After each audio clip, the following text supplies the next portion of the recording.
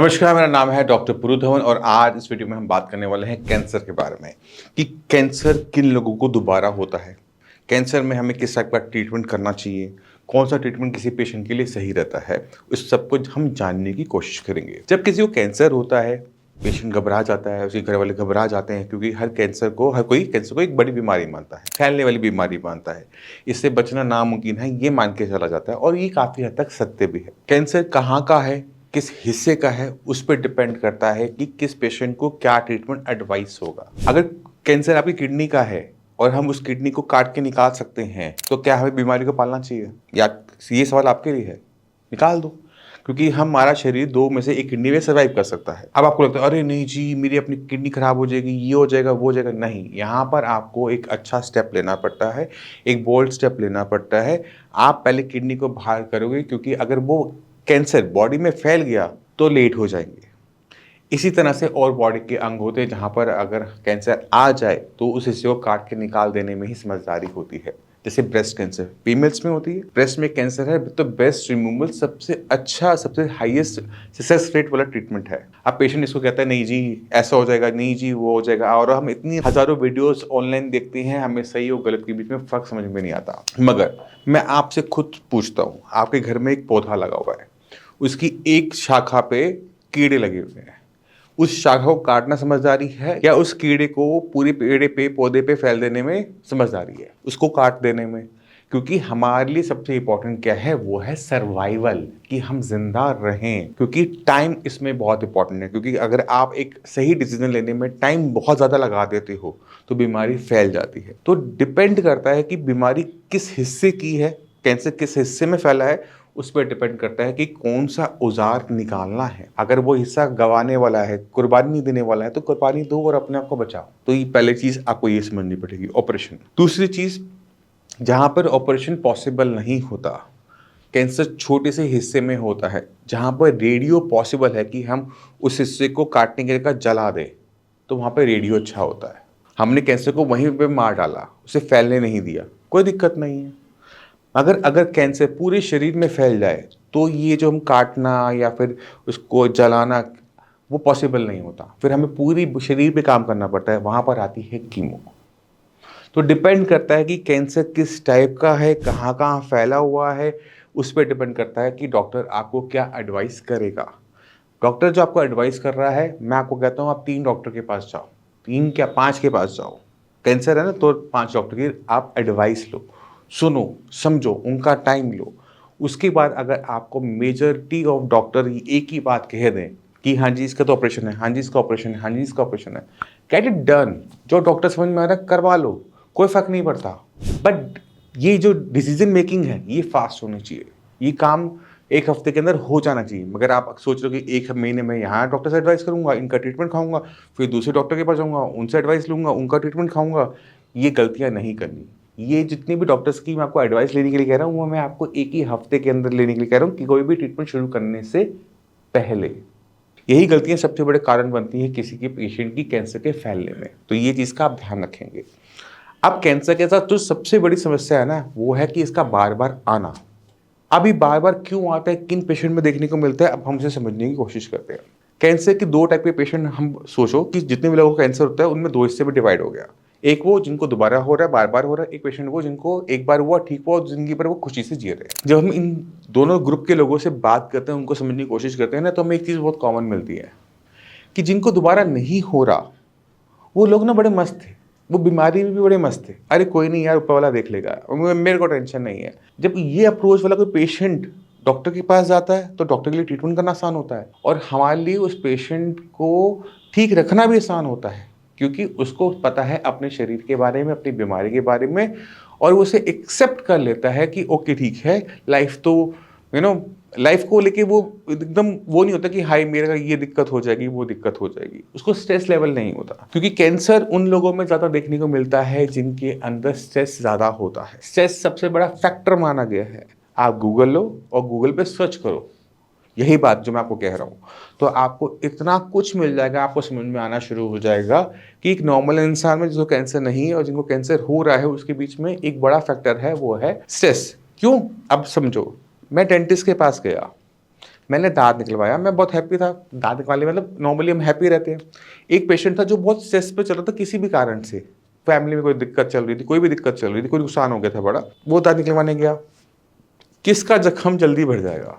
जो उसको स्ट्रेस नहीं है, जिसको स्ट्रेस है उसका ज़ख्म लेट भरेगा। अब ये जो ज़ख्म है, जो नहीं भर पाया, वो पकेगा। वो पकेगा तो क्या बनने की संभावना है? कैंसर। तो स्ट्रेस लेवल आपको अपना डाउन करना पड़ेगा किसी भी तरीके से, और इसमें हेल्प करती है मेडिटेशन। अब मेडिटेशन मैं आपको इस वीडियो में समझा नहीं सकता, और ये आपको मैं बार-बार बताऊँगा नहीं। आपने अपने आप को, अपनी ज़िंदगी को, अपनी बॉडी को कंट्रोल में लेना है अपने हाथों में कि मुझे क्या चाहिए। दुनिया क्या बोल रही है, घर वाले क्या बोल रहे हैं, पड़ोसी क्या बोल रहे हैं, रिश्तेदार क्या बोल रहे हैं, एक तरफ। जब आपको उनकी बातों का असर पड़ना बंद हो जाएगा, आप वैसे ही स्ट्रेस फ्री हो जाओगे। तो स्ट्रेस को करो दूर। दूसरी चीज़, खाना। हमारा शरीर क्या है?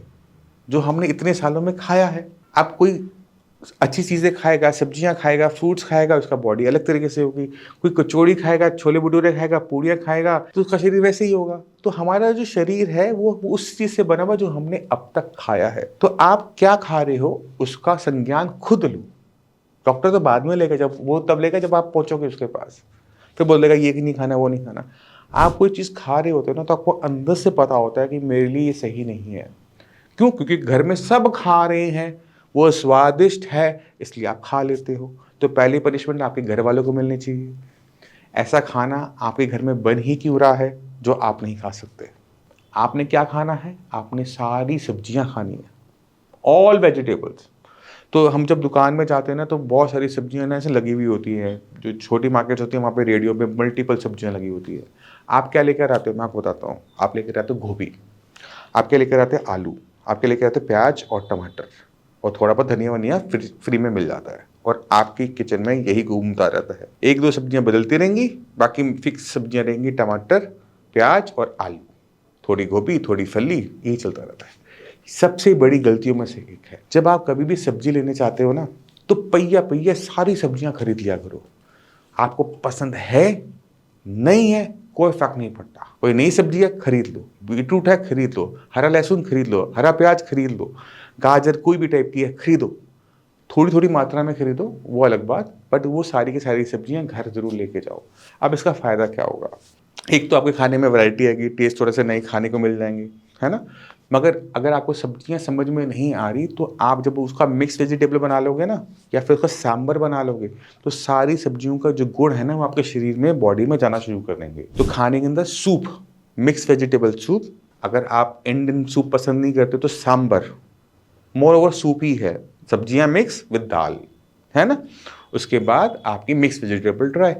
इसको अपनी डाइट में डालना शुरू करोगे तो कोई भी सब्जी आपके शरीर से बच नहीं पाएगी, मतलब आप सब कुछ खा रहे होगे। इसी तरह से फ्रूट्स होते हैं, हम एक ही फ्रूट को खाते रहते हैं, या कुछ लोग तो ऐसे होते हैं जो फ्रूट्स खाते ही नहीं हैं, उनसे पूछो फ्रूट्स हम नहीं खाते, हम सिर्फ एक ही खाते हैं, वो सीजन में आया हुआ आम, हमारा आम का बगीचा, हम आम ही खाते हैं। बोलते हुए सुना ना आपने?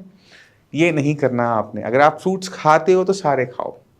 मैं ये नहीं कह रहा कि फ्रूट्स खाना ज़रूरी है। क्यों? क्योंकि जो ताकत हमें एक गाजर में मिलती है और एक सेब में, ताकत बराबर है, सिर्फ शुगर लेवल्स का फ़र्क होता है। वो मीठा है, वो थोड़ा कम मीठा होता है, इतना फ़र्क होता है। बट ताकत दोनों में बराबर है, विटामिन्स ऑलमोस्ट एक जैसे होते हैं। तो हमें इस तरह से वेजिटेबल एंड फ्रूट में फ़र्क नहीं देखना चाहिए। फ्रूट बस टेस्टी वेजिटेबल है, आप इस तरह से कह सकते हैं। तो आपने सारे फ्रूट, सारी वेजिटेबल्स खानी है। अपनी डाइट को वेजिटेरियन रखना है। खाना ठीक-ठाक मात्रा में खाना है, पेट भर के ऊपर तक नहीं खाना, और खाना बहुत कम नहीं खाना। आटा थोड़ा-सा मोटा पिसा हुआ हो, चावल आपके स्टार्च निकले हुए हों, कोई दिक्कत नहीं है। जब आप अपने खाने को बैलेंस कर लेते हो, बॉडी के अंदर अच्छा खाना जा रहा होता है, तो बॉडी उसी तरह से बिहेव करना शुरू कर देती है। खाना मिस नहीं करना, इस चीज़ का ध्यान रखना, और पेट रोज़ साफ हो जाना चाहिए, ये कंडीशन है। अगर आपका पेट रोज़ साफ हो रहा है, आपकी आधी बीमारी वहीं कट जाएगी। क्योंकि आधा स्ट्रेस तो पेट साफ ना होने पर हो जाता है। पेट साफ नहीं हुआ, जी आज पेट साफ नहीं हुआ। तो पेट साफ करना ज़रूरी इसलिए भी हो जाता है, और इसमें वेजिटेबल्स हमारी बहुत ज़्यादा हेल्प करती हैं। तो ये जो डाइट आप बदलोगे, ये आपके लिए हेल्प करेगी। दूसरा, हमें एक्सरसाइज करने में ना सबसे ज़्यादा आलस आ जाती है। हम एक्सरसाइज नहीं कर सकते। आप मत करो। आप दोस्तों के साथ ना पार्क टहलने चले जाओ, या फिर आपको कहीं दूर जाके नारियल पानी पीकर आना, कितना अच्छा रहेगा, दोस्त के साथ गए, नारियल पानी पीकर आ गए। तो आप इसको एक्सरसाइज ना समझते हुए, अपना फ्री टाइम समझते हुए अपनी बॉडी को थोड़ी सी मूवमेंट देना स्टार्ट करो, क्योंकि जब थोड़ी सी मूवमेंट दोगे, बॉडी थोड़ा सा स्ट्रेस फ्री भी होगी, बॉडी में मूवमेंट होगी और बॉडी का मैकेनिज्म में चेंज आना शुरू होगा और आपको जो ट्रीटमेंट मेडिसिन जो मिल रही है उसमें भी फ़र्क आएगा। क्योंकि हम देखते हैं जब पेशेंट को कैंसर होता है ना, पूरा दिन कमरे में बंद, कमरा में वही वहीं पे खाना बन रहा है, वहीं पे अटैच बाथरूम में वॉशरूम जा रहे हैं, हिल ही नहीं रहे, डुल ही नहीं रहे। मत करो अपने साथ ऐसा। जिस दिन आप अपने आप को बीमार मानना शुरू कर देते हो, बीमार की तरह बिहेव करना शुरू कर देते हो, बीमारी भी वैसी है, वो जाती ही नहीं, कहती कोई बात नहीं, वो दिहाड़ी मजदूर की तरह बैठ जाती है तंग करने रोज। तो ये नहीं करना। आपको दर्द हो रहा है, समझ में आता है, आपको परेशानी हो रही है, समझ में आता है, अगर वो सहने लायक है उसे सहो और अपने शरीर को अपनी कंट्रोल में लेना शुरू करो। बीमार लोगों की तरह आपने एक्ट करना बंद करना है, ये बहुत ज़्यादा ज़रूरी हो जाता है। जब आप अपनी बॉडी में, अपने खाने में, अपनी मेडिसिन में ये सब करना शुरू करते हो तो कैंसर की रिकरेंस कम होनी शुरू हो जाती है। क्यों? क्योंकि कैंसर एक बार तो निकाल दिया था, ये सब किया, दोबारा आएगा नहीं। मगर अगर आप पुराने ढैये पे वापस गए, वही जो पहले करते आए थे वही करोगे, तो आपको कैंसर दोबारा से आते हुए 100% देखने को मिलेगा। कैंसर एक बार हो जाने के बाद इसका मतलब ये होता है कि अपनी पूरी बॉडी को, पूरी लाइफ को 180 घुमा देना, बिल्कुल ऑपोजिट डायरेक्शन में चले जा रहा। क्योंकि आपको कैंसर इसलिए होता है क्योंकि कुछ ना कुछ आप गलत कर रहे थे। उसे आइडेंटिफाई करो, उसे रूल आउट करो।